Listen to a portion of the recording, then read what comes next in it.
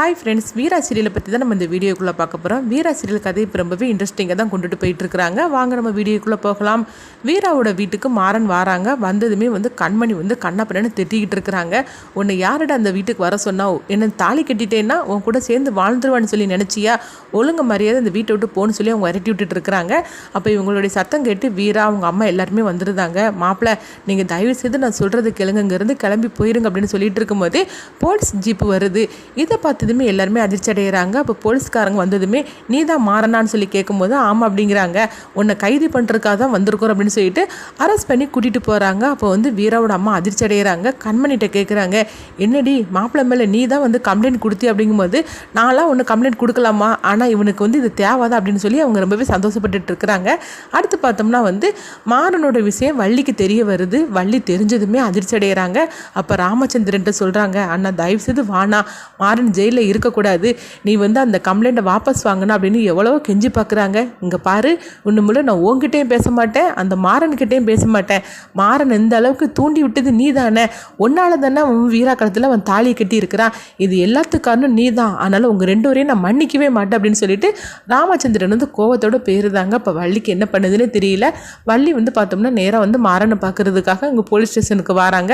அப்போ வள்ளி போலீஸ்காரங்கிட்ட சொல்கிறாங்க, ஐயா அவன் மேலே எந்த தப்புமே கிடையாது, சொல்ல போனாக்கி அந்த பொண்ணோட சம்மதத்தில் தான் அவன் கல்யாணம் பண்ணிக்கிட்டான், அவள் இவனை ஏற்றுப்பா, நான் சொல்கிறது கேளுங்க, எங்கள் அண்ணன் தான் ஏதோ கோவத்தில் இந்த மாதிரி கம்ப்ளைண்ட் கொடுத்துட்டாரு, அதனால மாறனை வெளியே விட்டுருங்க அப்படிங்கிறாங்க.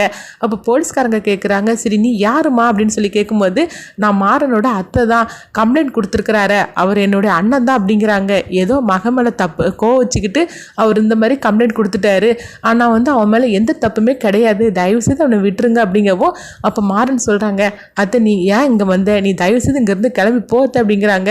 இல்லை மாறா, நீ இல்லாத வீட்டில் நான் எப்படி இருக்க முடியும், நான் அண்ணன்ட்ட எவ்வளவோ கெஞ்சி கேட்டேன், ஆனால் அவர் வரமாட்டேன் அப்படின்ட்டாரு, உன்னை இந்த ஜெயிலில் வச்சு பார்க்குறதுக்கு எனக்கு சுத்தமாக பிடிக்கல, நீ வந்துரு அப்படின்னு சொல்லும்போது அத்தை அப்படிலாம் சொன்னாலும் விட்டுற மாட்டாங்க அத்தை, நீ சொல்லதை கேளு, இங்கேருந்து கிளம்பி போ அப்படின்னு சொல்லவும் அப்போ இன்ஸ்பெக்டர் சொல்கிறாங்க, அம்மா உங்கள் அண்ணன் வரலாம் கூட பரவாயில்ல, ஆனால் அந்த பொண்ணு இந்த கம்ப்ளைண்ட்டை வாபஸ் வாங்கினா நாங்கள் விட்டுருவோம் அப்படிங்கிறாங்க.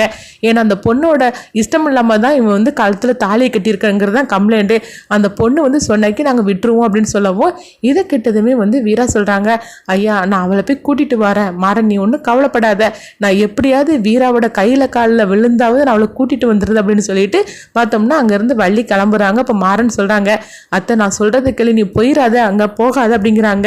இல்லை மாறா, உனக்காக நான் வீராட்ட போய் எப்படியாவது அவளை கெஞ்சி நான் கூட்டிகிட்டு வரேன் அப்படின்னு சொல்லிட்டு வீராவோட வீட்டுக்கு இங்கே வராங்க. வந்ததுமே வள்ளி வீராட்ட நடந்ததெல்லாம் சொல்கிறாங்க, வீரா உன்னால் மட்டும்தான் காப்பாற்ற முடியும், ஏன்னா அண்ணன் இந்த கம்ப்ளைண்ட்டை வாபஸ் வாங்க மாட்டேன்னு சொல்லிட்டாரு, அதனால் உன்னால் மட்டும்தான் காப்பாற்ற முடியும், நீ தயவு செய்து வா அப்படின்னு சொல்லவும் அப்போ வீராவோட அம்மாவும் சொல்கிறாங்க, ஆமாம் வீரா நீ போய் மாப்பிள்ளையை வெளியே எடுத்து கொண்டுட்டு வா, மாப்பிள்ளை ஜெயிலில் இருக்கக்கூடாது அப்படிங்கிறாங்க. அப்போ கண்மணி எவ்வளோ தடுக்கிறாங்க, ஆனால் வீராவோட அம்மா கண்மணி திட்டவும் நீ தயவு செய்து போ வீரா அப்படிங்கும்போது வீராவும் வள்ளிட்ட சொல்கிறாங்க, நான் உங்களுக்காக வரமாட்டேன், ஆனால் ராமச்சந்திரன் ஐயாவுக்காக தான் வரேன், அவர் மேலே எனக்கு ரொம்பவே மரியாதை இருக்குது, தன்னுடைய பையன் கூட பார்க்காம அவர் கம்ப்ளைண்ட் கொடுத்துருக்காரு பார்த்தீங்களா, இதுதான் அவர் மேலே இருக்கிற மரியாதைக்கு நான் வார அப்படின்னு சொல்லவும் இதை கேட்டதுமே ரொம்பவே சந்தோஷப்படுதாங்க வள்ளி.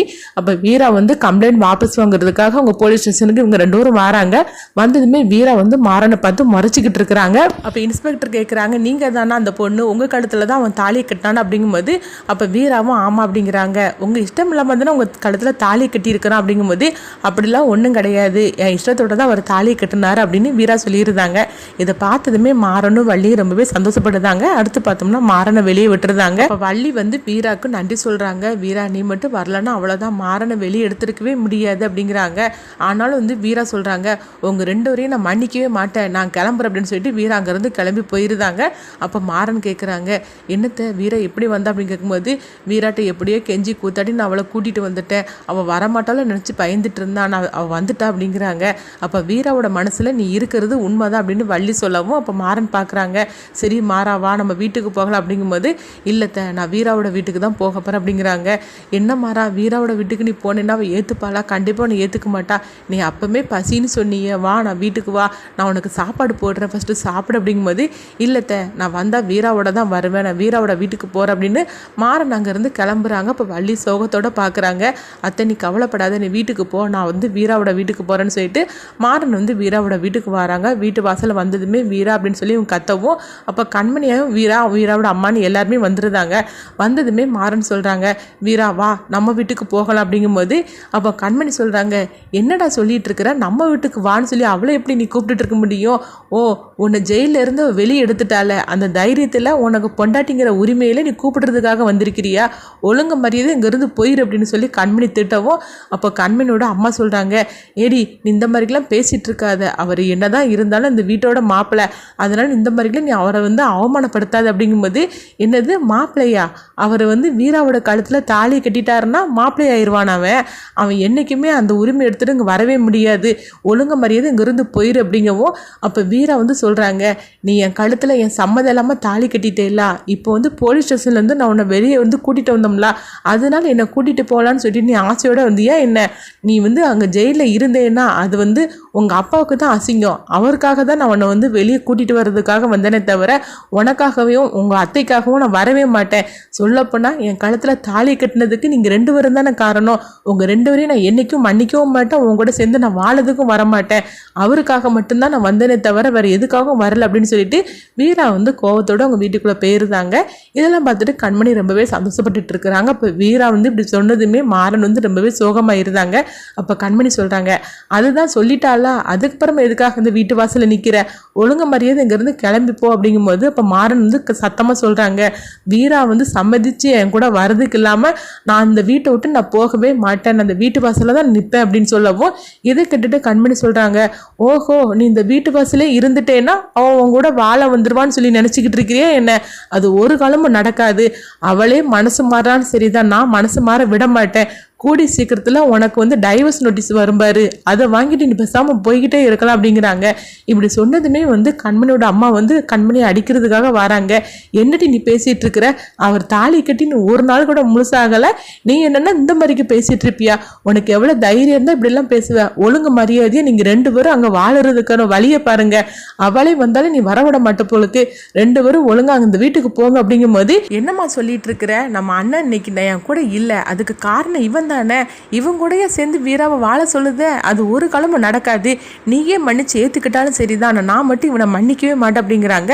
அப்போ இதெல்லாம் பார்த்துட்டு பிருந்தா அவங்க அழ ஆரம்பிச்சிருந்தாங்க. அப்போ பிருந்தா உண்மையை சொல்லிடலான்னு வரும்போது மாறன் சொல்லக்கூடாது அப்படின்னு சொல்லி அவங்க தடுக்கவும் பிருந்தா சோகத்தோடு நின்றுட்டு இருக்கிறாங்க. அப்பவுமே செய்யாத மாறனை இந்த அளவுக்கு அக்கா பேசிட்டு இருக்காள் அப்படின்னு பிருந்தா ரொம்பவே சோகத்தோடு இருந்துட்டு இருக்கிறாங்க. அப்போ கண்மணி சொல்றாங்க, என்னைக்குமே வீரா உன் கூட சேர்ந்து வாழவே வரமாட்டா, உனக்கு கூடி சீக்கிரத்தில் டைவர்ஸ் நோட்டீஸை அனுப்பி வைப்பா, அதை வாங்கிட்டு நீ போயிட்டே இருக்கலாம், ஒழுங்கு மரியாதை இங்கேருந்து கிளம்பி போயிரு, நீ எத்தனை நாள் ஆனாலும் சரிதான் உன் கூட வீரா வாழறதுக்கு வரமாட்டா அப்படிங்கிற